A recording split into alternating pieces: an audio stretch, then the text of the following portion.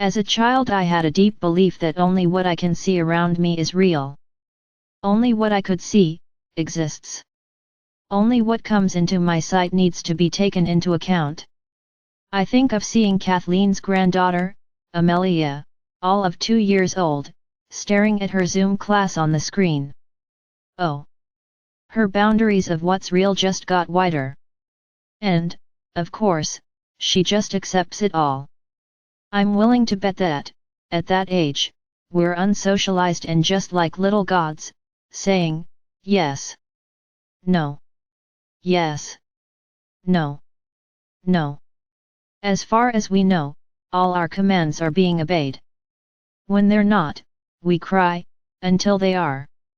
Allow me, if you would, to extend this discussion now into what we're doing when we as humans act. We act by manipulating cosmic forces that the One provides us with to achieve our goals in everyday life and in our lifetime. Little Amelia's yes and no's could be examples of that.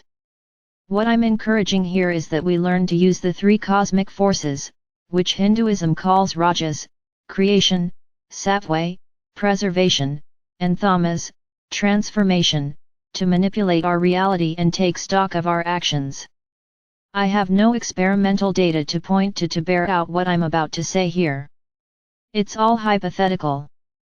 One day, as I've written about, I watched myself blanket my awareness with lethargy so that I forgot about a line of action I was contemplating. Wow, is that how I do it?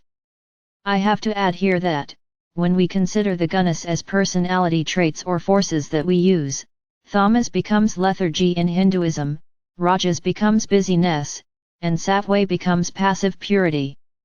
I began to watch myself more closely to see if I could detect other incidents in which I used the gunas. So far I was only able to distinguish out lethargy. On the day I wrote my lethargy up, I watched myself blanket my awareness with it, such that I utterly forgot my original intention and moved on, seamlessly. No protest. Ordinarily, no awareness of what just happened. This was me using tamas or lethargy to stop forward motion on a matter. The descent of lethargy felt like a judge intoning no, from a high judgment seat. It was final, unquestioned. And I moved on, with no feelings about it. If I forget my intentions easily and lapse into what others perceive as doing nothing, then we're said to have a tamasic or lethargic nature. I know that, when I feel rajasic, I'm craving busyness.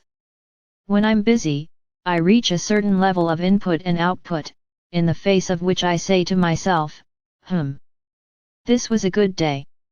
I feel well exercised, intellectually. Unless I feel like I've had a good trot, or even a good gallop, like here, I don't believe I've gotten a lot done that day. Then I'm crabby. I believe that's rajas protesting. Sattva, of course, is the experience of love and its divine qualities or flavors or variations, like peace, joy, compassion, etc. In the face of them, our busyness falls away and our attention becomes passive and open. This is a different kind of doing nothing than tamas or lethargy. And it's a different kind of doing something than rajas or busyness. You could think of rajas as the gas pedal and tamas as the brakes. According to this metaphor, in sattva, we have it in neutral. It's only taken me 60 years since first reading the Bhagavad Gita to be able to watch myself and see the operation of the gunas, provided what I say is correct. If I'm not, then, in correcting me, you'll establish what's correct. That's how our knowledge grows and evolves. For now, I'm content to watch the rise of a new and good idea and observe myself get to work on it, all energized, rajas, reject certain other ideas and blanket them in lethargy so that they disappear from my attention, tamas, and sit back in satisfaction and the cessation of desire at the end of it, when the job is done, sattva. I seem to be using the gunas and they're using me. I use the gunas to do, rajas, and not do, tamas, and appraise and enjoy, sattva.